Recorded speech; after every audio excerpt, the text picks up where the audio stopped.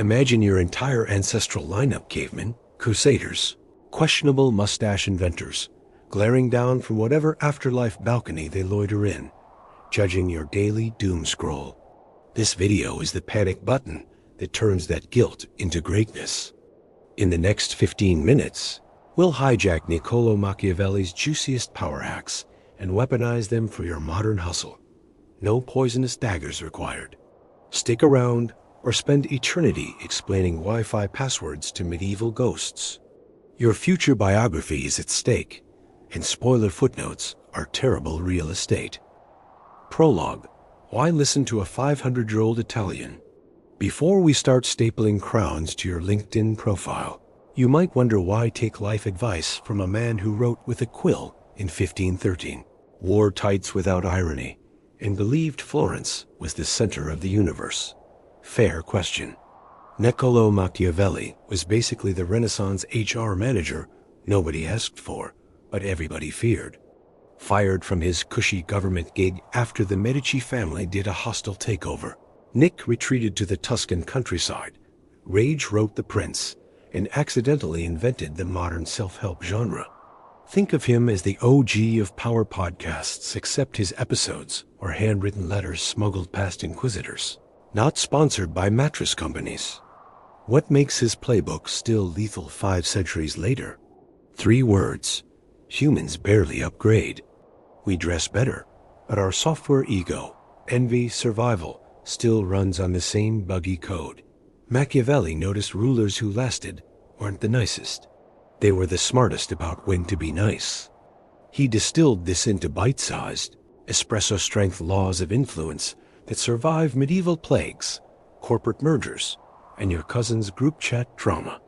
Plus, there is something oddly motivating about a guy who survived torture yet still believed even mediocre princes could glow up with better strategy. Consider that viral inspiration. So yes, Niccolò couldn't have predicted auto-tune or avocado toast, yet his advice slots neatly between charge your phone and don't text your ex. Ignore him and you'll keep playing checkers in a chess tournament.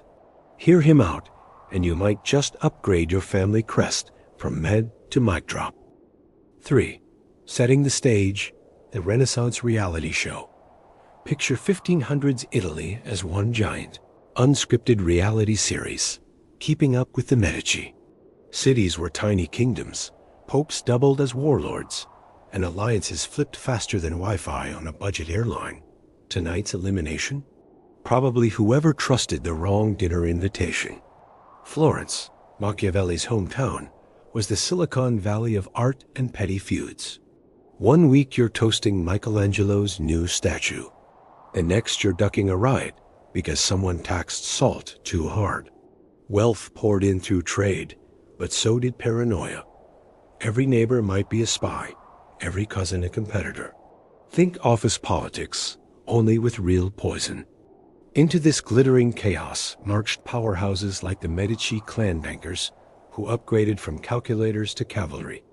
Across the map, the Borgias weaponized family dinners into empire-building board meetings. If you owned land, an army wanted it. If you owned nothing, plague probably wanted you. The only job security was knowing how to read a room and occasionally set it on fire. Machiavelli watched this circus from a front-row seat in Florence's government. He saw princes rise on charm and topple on trust falls. His takeaway? Morality is a luxury, stability is currency, and public image is everything. In other words, play nice when it's cheap, play tough when it's priceless, and always keep a spare exit tunnel under your villa, just in case episode 2 needs drama. Principle number 1. Perception beats reality. Grab a mirror, yes, the one you secretly use for power poses before Zoom calls. According to Machiavelli, that mirror matters more than the deepest truths of your soul. People rarely audit reality. They skim the brochure, judge the cover, and hit buy in seconds. Translation: what they think you are trumps what you actually are. So start curating the highlight reel. First, pick your headline virtue. Maybe it's generosity, maybe it's unflappable calm, Maybe it's answers emails before ghosting. Whatever you choose, crank the volume in public, then dial it down behind the scenes when budgets get tight. Renaissance princes threw lavish feasts they couldn't afford just to look rich enough to tax peasants the next morning. Modern version? Sponsoring the office pizza party before announcing the quarterly efficiency review. Harsh? Sure. Effective?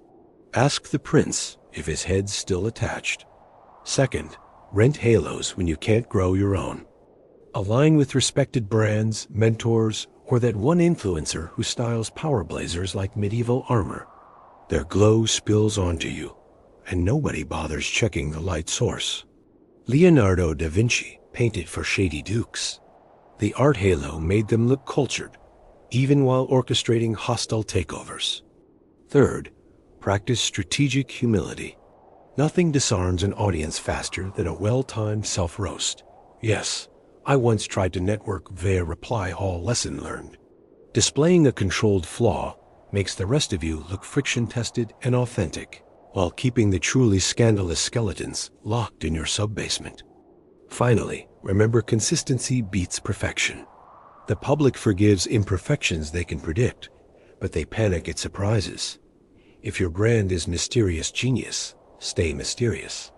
If it's transparent team player, don't suddenly pivot to cloak and dagger. Politicians, YouTubers, and neighborhood cats all follow this law. Break pattern, lose trust.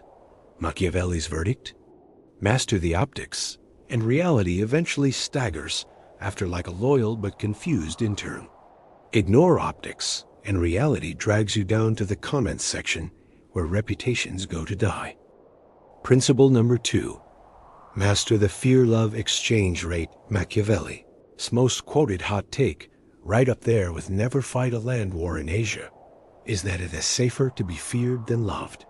Internet edgelords stop reading there, cackle, and buy snake print loafers. But the fine print adds a crucial clause. As long as you don't tip people into outright hatred. Translation: you want folks mildly nervous you'll fire the laser sharks, not doodling your downfall on sticky notes. Think of fear and love as two volatile crypto tokens. Pure fear spikes hard, but crashes at the first rumor of your weakness. Pure love inflates nicely, but melts when you enforce the Wi-Fi password. The golden portfolio? 60-40 love to fear, rebalanced at quarterly scandals. How to accrue lovable fear 1. Control scarcity. CEOs do it with "I've only got 5 minutes." Your cat does it by ignoring you all day, then sleeping on your keyboard. Limited access raises your perceived value while sprinkling a dash of "please don't leave me" anxiety. Congratulations, you're both huggable and slightly terrifying. 2. Deliver swift surgical consequences. When boundaries get crossed, act fast, keep penalties proportionate, and broadcast the lesson. Renaissance dukes made public examples. Your modern version might be revoking Slack privileges or unfollowing the office gossip on Insta. The goal isn't gore, it's clarity. Fear of clear consequences breeds respect without spawning vendetta playlists. 3. Publicly reward loyalty. Positive reinforcement tells onlookers you're not a cartoon villain. Spotlight genuine wins. Write glowing recommendations. Buy someone a donut. Now observers think, cross the line and it hurts, but play nice and I get sprinkles. That comfy middle space is where loyalty and mild fear sets up its hammock. 4. Audit your tone. If your default face reads, "last boss in the video game," practice softening commands with curiosity. "Walk me through your plan." Sounds collaborative, while still implying there better be a plan. Fear in velvet gloves chef's kiss. Remember, hatred is just fear with a side of humiliation. Avoid public shaming, keep critiques private, and never mock someone's meme folder. Do this, and you'll glide the tightrope between lovable leader and nightmare. Fuel with the poise of a gymnast who secretly pays the judges. Principle number 3. Weapons of ruthless niceness politeness is like duct tape. Soft to the touch, but pull hard enough and skin comes off. Machiavelli knew charm isn't the opposite of ruthlessness. It's the gift wrap that keeps people from noticing the razor blades until the unboxing video. Your mission is to wield kindness so strategically that enemies call you delightful right up to the moment they get politely escorted off the board. 1. Lead with compliments, end with clarity. Start every tough conversation by praising anything. Your report was a breath of fresh air. Compliments bypass ego alarms, lowering shields for the real message. Deadlines are moving up, and survival depends on agility. Sweetness in the doorway, steel in the hallway. 2. Weaponize listening. Let people vent first. They'll burn emotional fuel while you collect intel. Nod, maintain eye contact, maybe scribble thoughtful hieroglyphs on a notepad. When they're empty, summarize their points better than they did. Magically, they feel heard, and you now own the narrative wrapped in velvet empathy. 3. Give microfavors with macro memory. Hold elevator doors, forward helpful links, remember lactose intolerance. These cost pennies but accrue interest and loyalty credits. When you need a Herculean favor, could you stay late and debug my Titanic-sized typo? The micro-favors convert into yes votes. Renaissance princes handed out tax breaks. You hand out oat milk lattes. 4. Keep a soft voice, a hard deadline. Speak calm, keep volume low. Humans lean in to hear, mistaking effort for respect. But anchor every request with a non-negotiable time stamp. Of course, whenever works, so long as whenever equals 4 p.m. Friday. Niceness cushions the blow, while the clock does the coercion. Remember, genuine goodwill is not weakness. It's a mask that buys cooperation until results make the mask unnecessary. Play too nice without purpose, and you're a doormat. Play nice with intent, and you're a velvet-gloved bulldozer silently reshaping the landscape. Principle number 4, Fortuna. Timing and algorithmic luck. Machiavelli blamed half of life on Fortuna, that capricious goddess who likes flipping your board just when you're about to yell. Checkmate. In 2025, her surname is Algorithm. She lives in a server farm, and she still decides whether you go viral or vanish. So how do you romance a deity who changes the playlist mid-song? Easy. Treat luck like weather, unpredictable but forecastable. 1. Capture the tailwinds. Fortuna favors the hustle that's outside when lightning strikes. Publish that blog, ship that app, crash that networking event, even if it feels not quite perfect. Perfectionists get drenched waiting for ideal sunshine. 2. Plant multiple flags. A Renaissance prince backed several heirs. You can back several ideas. Post on 2 platforms, test 3 headlines, pitch 5 clients. 1 seed might sprout. The others compost into experience points. 3. Build flood walls in calm seasons. The algorithm loves consistency almost as much as it loves chaos. When views are up, schedule extra content, sock away cache, update passwords. When the tide inevitably recedes, everyone else panics while you're eating snacks behind sturdy sandbags. 4. Reframe bad luck into plot twist. Got shadow banned, laid off, or hit by a catastrophic typo? Cool. Spin the fiasco into a behind-the-scenes episode. Audiences love survivors, and Fortuna hates a quitter. It's the only reliable way to get her attention again. Machiavelli's bottom line. You can't leash luck, but you can stack kindling so that when fortune throws a spark, whoosh, your bonfire's the one warming the whole village. Miss the spark, and you're just a person awkwardly holding sticks. Principle number 5. Build alliances. Lone wolves make great movie posters, but terrible dynasties. Machiavelli's Italy was a spiderweb of fragile Pax Picture LinkedIn endorsements with crossbows. Your modern translation. Cultivate alliances like houseplants, knowing some will wilt and others will turn carnivorous. 1. Map the power constellation. Spot who actually moves the levers. Bosses, back-channel whisperers, and IT folks who can reset passwords on a whim. If you can't name them, congratulations, you're on someone else's map, and it's written in pencil. 2. Diversify your friend portfolio.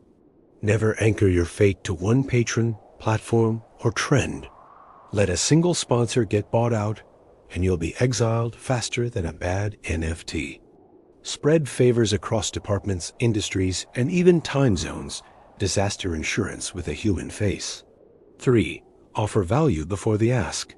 Share intel, make warm intros, lend your Netflix login. Machiavelli wooed all eyes with diplomatic gossip. You can do the same with meme-powered insights. Reciprocity turns casual contacts into ride-or-die confederates. 4. Rotate alliances gracefully. When a partnership sours or outlives its utility, exit like a ghost who leaves a thank-you note. Public loyalty shifts must look principled, not opportunistic blame, strategic realignment, not boredom. 5. Beware the permanent faction. Groups demanding eternal allegiance become prisons. Keep at least one neutral realm a hobby club, a side project where you can breathe and recruit fresh allies. Remember, alliances are escalators, not elevators. Step off smoothly, step on lightly, and never get stuck when the power cuts. Principle number 6. The nuclear option. Necessary cruelty. There comes a moment when gentle nudges and inspirational cat posters fail, and the only tool left in the drawer is the big red button labeled, "Do not press." Machiavelli calls this necessary cruelty, the clean, decisive smack that ends chaos faster than a toddler discovering the mute button on a conference call. 1. Strike once, strike loud. If you must swing the axe figuratively, do it publicly and decisively. Half measures breed rumor mills, and rumors multiply gremlins after midnight. One unmistakable action tells the room, the line is here. Bring snacks, but don't cross it. 2. Contain the fallout. Cruelty is a scalpel, not a lawnmower. Target the behavior, not the tribe. Fire the saboteur, not the whole team. Cancel the toxic project, not the entire department. Collateral damage turns firm leadership into cinematic villainy. 3. Explain the why, skip the apology tour. People can stomach tough calls if the reasoning is clear: budget, ethics, survival. Pick one. Over-apologizing, however, looks like guilt, and guilt invites revolt. State the facts, offer next steps, then close the tab. 4. Reward the survivors. Immediately after the hammer drops, shower the innocents with clarity, tools, and maybe pastry. You're showing that cruelty is the exception, not the default setting. Think tough love, not soap opera dictator. Remember, cruelty works only when it's necessary, proportionate, and followed by visible stability. Otherwise, you're just the office fire starter who wonders why nothing's left to heat. Intermission. Machiavellian myths busted time for a quick stretch? Not yet welcome to the Mythbuster snack cart. Let's torch the 3 biggest misunderstandings that keep Machiavelli chained in pop culture purgatory. Myth number 1. He preached pure evil. Nope, the man wasn't auditioning for Satan's internship. He was describing power as it actually works, not as Sunday school imagines. Blame the people who skimmed one fiery line and built an edgy brand around it. Myth number 2. Fear always beats love. Close, but you missed the asterisk. Niccolò said fear is safer if love is off the table. The ideal ruler balances both like a barista finessing espresso and foam. Myth number 3. The ends justify any means. That bumper sticker never appears in The Prince. He argues for swift, limited harshness precisely, so rulers don't have to stay monsters forever. Think surgical strike, not zombie apocalypse. Here's the real takeaway. Machiavelli isn't giving you a cheat code to evil. He's offering a brutally honest user manual for humans running on medieval firmware. Ignore the nuance, and you'll copy the cape and cackle. and wonder why the villagers keep chasing you with torches. Better to read the footnotes, wield the tactics, and end up crowned, not burned. Seriously, trust us.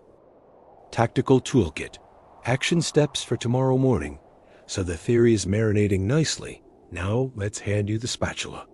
Below is a dawn-to-desk playbook designed for the very next business day. No incense, no Gregorian chanting. Just caffeine-powered tactics Machiavelli would steal, patent, and upsell to rival city-states. 6:45. The 7-minute influence warm-up. Set a timer for 7 minutes non-negotiable. Power posture. Stand like you're trying to outstatue Michelangelo's David. Gratitude. Flex. List 2 allies who saved your skin recently and 1 rival who made you sharper. Threat scan. Ask, what single event today could punch my reputation in the face? Visualize the dodge. Opportunity. Blink. Identify 1 conversation you can spark that might snowball into a promotion, a partnership, or, bare minimum, free sushi. 7:10. Reputation dashboard. Check. Open your digital mirror's Slack mentions, project boards, that group chat named Totally Not Office Gossip. Look for 3 colors. Green equals praise you can amplify. Amber equals misunderstandings to neutralize before lunch. Red equals rumors with your name misspelled. Still kill them, but quietly. 9:30. Preemptive alliance deposit. Before the inbox ambush, deliver 1 unexpected micro-favor. Share a link that solves a colleague's lingering bug. Or send the intern a cheat sheet you wish someone had mailed you. Tiny kindness now, political compound interest later. 11 o'clock. Crisis improv one-liners. Meetings go off the rails. Keep these Machiavelli-flavored safeties in your pocket. Great point if we have unlimited budget and no laws. Let's bookmark that apocalypse scenario and circle back to solvable problems. I admire the ambition. What's plan B when the dragons don't show up?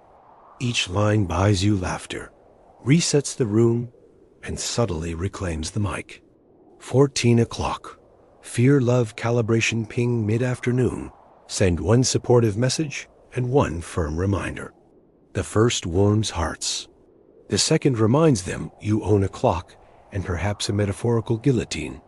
17:30. Post-game debrief list. 2 wins, 1 lesson, 0 self-flagellation. Close laptop. Greatness grows in the gap between sessions, not in midnight doom scrolls. Run this routine for 1 week. If nothing improves, double-check that you're not still on mute, or that Fortuna hasn't taken a long weekend. Comic relief. If Machiavelli had a podcast intro jingle, loot riff over trap beat. Welcome back to Princes, Pawns, and Promo Codes, the only show where political theory meets influencer thirst traps. I'm your host, Niccolò, coming to you live from a villa with suspiciously good Wi-Fi. Fake sponsor number 1, Blue Apron. But for intrigue, ever struggle to plan a last-minute coup? With Plotbox, you get pre-measured schemes delivered weekly. Just add henchmen. Use code FORTUNA for 15% off your first betrayal. Caller segment line 1, Cesare Borgia, breathing heavy like he just climbed a bell tower. Nick, my mercenaries keep switching sides mid-battle. Tips? Simple, Cesare. Pay them on Fridays, threaten them on Mondays. Repeat until loyalty sticks like medieval glue. Line 2, modern CEO, Karen from Krypton Kombusha. Our brand voice is gentle wellness, but competitors are stealing shelf space. How do I strike fear without bad Yelp reviews? Label 1 flavor limited edition and never restock it. Scarcity is terror wearing organic hemp. Fake sponsor number 2, Audible Scrolls. Tired of papyrus paper cuts? Try Audible Scrolls, all the classics, none of the plague residues. Sign up today. Your first confession is free. Outro riff. Remember, listeners, keep your friends close, your enemies in the comment section, and always clear browser history before exile. Legacy building for your bloodline. Your rise to petty office tyrant is cute. Machiavelli wants dynasties. Legacy isn't a statue, or not just a statue because pigeons are savage art critics. It's a self-replenishing flywheel that keeps spinning after you've turned into surprisingly expensive compost. Step 1. Crystallize your signature win. Alexander got continence. You might conquer performance metrics, but slap a memorable name on it. The Q3 miracle beats. That time we didn't crash. Step 2. Archive the blueprint in idiot-proof format. Renaissance princes commissioned frescoes. You'll need annotated Notion pages, off-site backups, and a sticky note that says, change the passwords. Immortality is really good documentation. Step 3. Invest in successor grooming as aggressively as you invest in skincare. Identify an heir mentee, niece, trusted barista, then feed them small dragons to slay. A messy project, a hostile vendor, your inbox. When they torch obstacles with style, increase the dragon size. Congratulations, you're now scaling immortality. Step 4. Ritualize the torch pass. Machiavelli would throw a public ceremony. You can do a live stream, a handwritten letter, or a dramatic USB handoff across candlelight. Theatrics transform a mere promotion into founding myth content. Finally, build a fail-safe monument to remind future CEOs you existed, a scholarship, an annual award, or an in-company meme channel named after you. Physical, digital, cultural pick at least 2. When ghosts of managers' future brag at the water cooler, your ghost can lean back and whisper, cute quarter, but I installed the water cooler. Should I rewrite this or move to the next part? Outro hook. What would old Nick tweet? How to outlive your enemies in 3 coffee breaks. At Niccolò Machiavelli, 1513, before you swipe to the next dopamine dispenser, pause. Screenshot one idea you'll weaponize tomorrow. Drop it in your mastermind chat, and tag the cousin who thinks strategy is a board game. Fortune's wheel is already spinning. You can screen or you can steer. Choose the latter. Hit subscribe, and next week we'll caffeinate Sun Tzu and force him to negotiate with GPT overlords. Until then, keep your praise public, your daggers metaphorical, and your Wi-Fi password complex. The balcony of ancestors is waiting for the show to continue. Don't make them binge reruns. And remember, legacy isn't luck. It's a to-do list with brutally sharp deadlines.